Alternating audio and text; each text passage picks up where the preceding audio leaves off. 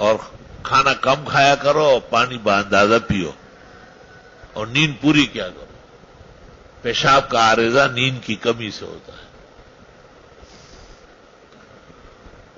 اللہ میں دارالعلوم دیوبند جب گیا تھا 7 سالہ میں تو بہت دیر تک جاگا, کئی راتوں سے علماء تھے, تو مجھے پیشاب کا سخت عارضہ ہوا تھا. وہاں کوئی حکیم تھا, اس نے کہا کہ مولانا کی نیند نہیں ہوئی.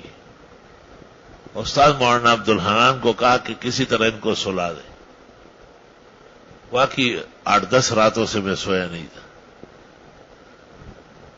تو جب میں سو گیا اور اٹھا تو پھر وہ تکلیف نہیں تھی. نیند کی کمی بہت خطرناک بات ہے. نیند نہ ہو تو کینسر ہو جائے گا, نیند زیادہ ہو تو ہارٹ فیل ہو جائے گا. وَكَذَلِكَ جَعَلْنَاكُمْ أُمَّةً وَسَطًا, بیچ میں رہو, باندازہ سویا کرو, کاموں کے لیے جاگا کرو.